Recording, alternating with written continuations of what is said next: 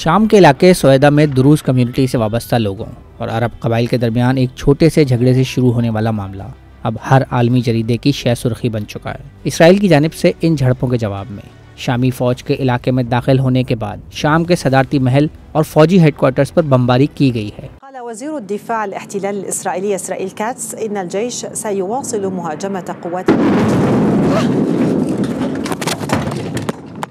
مگر سوال یہ ہے کہ آخر اسرائیل کو شام کے معاملات میں کیا دلچسپی ہے اور وہ ان جھڑپوں کے بعد شام کی حکومت کو کیوں نشانہ بنا رہا ہے؟ تو اس کا جواب ہے سویدا میں موجود دروز آبادی جو 3 ملکوں یعنی شام، لبنان اور اسرائیل میں پھیلی ہوئی ہے۔ اس کمیونٹی کے 10 لاکھ افراد دنیا میں موجود ہیں، جن میں 7 لاکھ شام اور 1.5 لاکھ اسرائیل میں موجود ہیں۔ اسرائیل میں دروز کمیونٹی سے وابستہ افراد ان کی حکومت اور فوج میں بھی شامل ہیں، اور اسرائیل اس کمیونٹی کے لوگوں کی شام اور اپنی سرحد پر موجودگی کو ایک بفر زون کے طور پر لیتا ہے۔ برطانیہ میں موجود سیرین آبزرویٹری فار ہیومن رائٹس کے مطابق 13 جولائی کو یہ معاملہ اس وقت شروع ہوا جب بدو عرب قبائل کی جانب سے سویدا کی ایک سڑک پر چیک پوائنٹ بنائی گئی اور دروز کی جانب سے یہ الزام لگایا گیا کہ ان کے ایک آدمی کو اس چیک پوائنٹ پر روک کر لوٹا گیا۔ اس واقعے کے فوراً بعد دونوں اطراف سے ایک دوسرے پر حملہ کیا گیا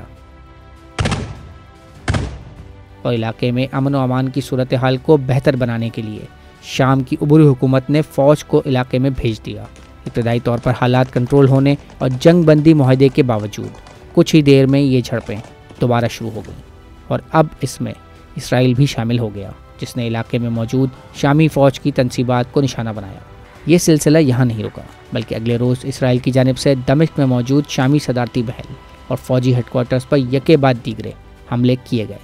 اور اسرائیل کے وزیر دفاع اسرائیل کرٹز نے خبردار کیا کہ اگر شامی فوج نے سویدا کا علاقہ خالی نہیں کیا تو یہ حملے مزید شدت سے کیے جائیں گے۔ اسرائیل کا کہنا ہے کہ وہ گولان ہائٹس پر اپنی سرحد کے ساتھ کسی طور پر بھی نئی حکومت کی موجودگی نہیں چاہتا، بلکہ اس کے برعکس وہ سویدا میں موجود اسرائیل کے حامی دروز کی موجودگی کی بھرپور حمایت کرتا ہے اور ان کو ہر ممکن سہولت فراہم کرے گا۔ سویدا کے علاقے میں جھڑپوں کے بعد کئی ایسی ویڈیوز بھی سامنے آئی ہیں جس میں اسرائیل میں موجود دروز کمیونٹی سے وابستہ لوگوں کو شام میں داخل ہوتے ہوئے دیکھا جا سکتا ہے۔ شام کے صدر احمد الشارع نے اسرائیلی حملوں کے بعد کہا ہے کہ وہ جنگ سے نہیں ڈرتے اور ان کی ساری زندگی شامی عوام کے لیے لڑتے ہوئے گزری ہے، مگر وہ اسرائیل کی ملک کو تقسیم کرنے کی سازش کو کامیاب نہیں ہونے دیں گے۔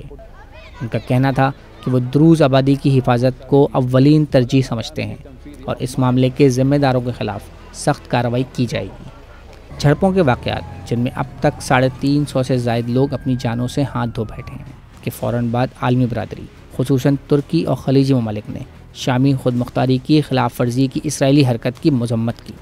جبکہ امریکہ سمیت دیگر یورپین ممالک نے تمام فریقین کو پیچھے ہٹ کر بات چیت سے معاملے کو حل کرنے کا کہا ہے۔ امریکی وزیر خارجہ مارکو روبیو نے کہا کہ تمام اطراف نے جنگ بندی کے معاہدے اور کچھ ضروری اقدامات اٹھانے پر اتفاق کیا ہے۔ عالمی امور کے ماہر طلحہ احمد کا کہنا ہے کہ موجودہ صورتحال اسرائیل اور شام دونوں کے لیے ہی اہم ہے،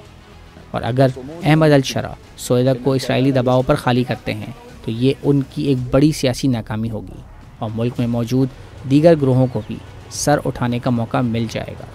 جبکہ اگر اسرائیل دروز کمیونٹی کی سپورٹ سے ہاتھ کھینچتا ہے تو یہ سیاسی اور عسکری طور پر نیتن یاہو کی ناکامی ہوگی اور وہ شام میں ایک اہم اتحادی سے محروم ہو سکتے ہیں۔